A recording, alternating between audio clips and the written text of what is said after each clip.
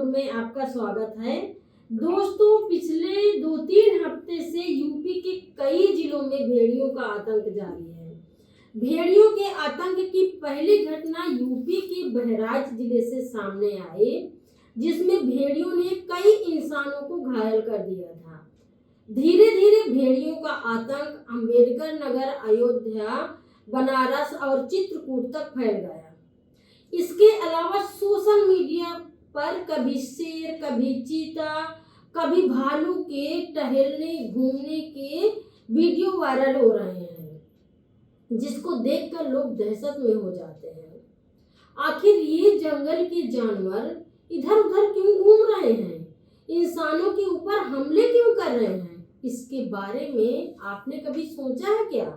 मैंने इसके बारे में बहुत पढ़ी और बहुत मनन करी। मैंने बहुत सोचा और मुझे लगा मैं आपके सामने अपने विचार शेयर करूं। दोस्तों, जानवर आजकल जंगल के बाहर इसलिए आ गए हैं क्योंकि हम इंसान इन जानवरों के घरों को उजाड़ रहे हैं। प्रकृति मतलब जल, जंगल और जमीन, ये तीनों हमारे जीवन के आधार हैं। अगर ये नहीं रहेंगे तो हम इंसान नहीं बचेंगे, ना ही जानवर बचेंगे। हवा, पानी, खाने पीने की सामग्री प्रकृति हमें देती है। प्रकृति का सत्यानाश कर रहे हैं। जंगलों को हम काट कर एक्सप्रेसवे बना रहे हैं, हवाई अड्डा बना रहे हैं, सड़कों का चौड़ीकरण कर रहे हैं। पहाड़ों को खोदकर हमने खाई में बदल दिया है, क्योंकि उससे जो निकलने वाला ग्रेनाइट पत्थर है, उससे बालू और गिट्टी बनती है, जिससे हमारी बिल्डिंगें खड़ी होती है, महलें बनती है।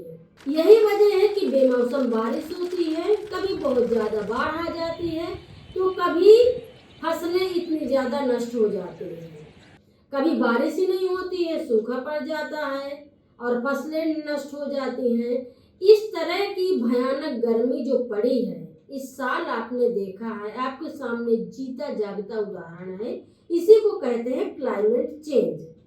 दोस्तों, अगर आंकड़ों पर नजर डालें तो भारतीय वन मंत्रालय के अनुसार भारत में जंगली जानवरों के हमले के मामले उत्तर प्रदेश, मध्य प्रदेश और उत्तराखंड में सबसे अधिक आए हैं। ये राज्य सबसे ज्यादा प्रभावित राज्य हैं।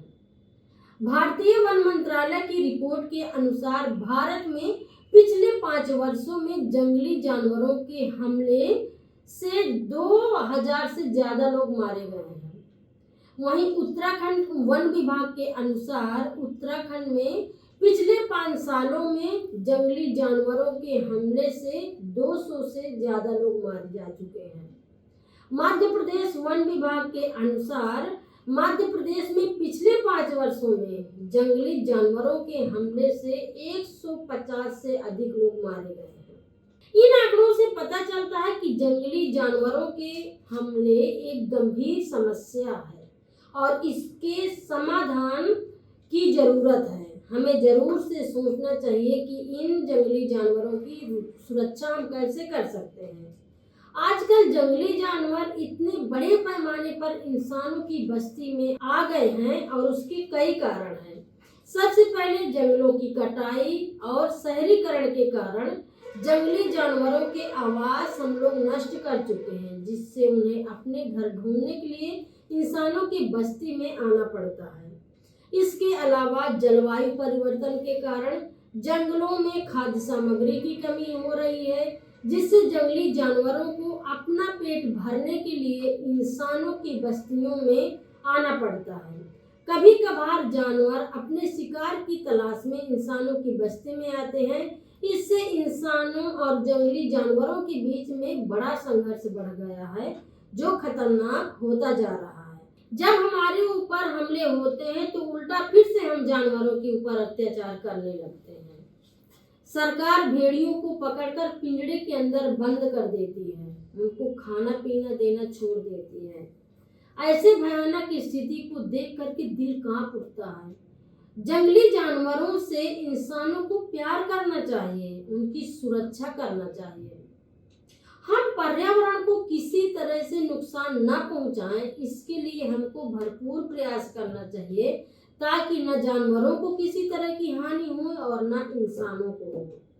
मैंने कई ऐसे वीडियो सोशल मीडिया में देखा जो भेड़ियों को पकड़ करके पिंजड़े में बंद किया है और भेड़ियों की जो दांत हैं वो खून से रंगे लथपथ हैं। ऐसे वीडियो को देख करके लगता है कि हम इंसान इतना ताकतवर बनते जा रहे हैं कि हम जानवरों को अपने कब्जे में कर करके चाहे जैसे चाहे अत्याचार करें। तो दोस्तों, इस पर बहुत बात करने की ज़रूरत है, बहुत चर्चा करने की ज़रूरत है। लेकिन इंसान इतना स्वार्थी हो गया है कि उसको सिर्फ अपना सुख सुविधा दिखाई देता है और किसी चीज़ से मतलब नहीं है। जरूर से आप सब लोग इस पर मनन करिए, विचार करिए। जंगली जीव जंतु हमारे आसपास में, चाहे जमीन के अंदर रहने वाले जीव जंतु हों, चाहे जंगल में रहने वाले जीव जंतु हों, चाहे पेड़ पौधे में बैठने वाले पक्षी हों, हमें इन सब से प्यार करना चाहिए। ये सब हमारे दोस्त हैं, ये हमारे पर्यावरण के रक्षक हैं। दोस्तों, आपको ये एपिसोड कैसा लगा आप ज़रूर से कमेंट बॉक्स में जा करके मुझे लिख करके ज़रूर से बताइए। अगर आप खबर लहरिया चैनल में पहली बार आए हैं तो आप खबर लहरिया चैनल को सब्सक्राइब जरूर से कर लीजिए ताकि खबर लहरिया के वीडियो और हमारे शोज का नोटिफिकेशन आप तक पहुंचता रहे। तो इस बार के एपिसोड में इतना ही। अगले एपिसोड में मैं फिर मिलूंगी कुछ करारी बातों के साथ में। तब तक के लिए दीजिए इजाजत। नमस्कार। खबर लहरिया, आपकी खबर आपकी भाषा।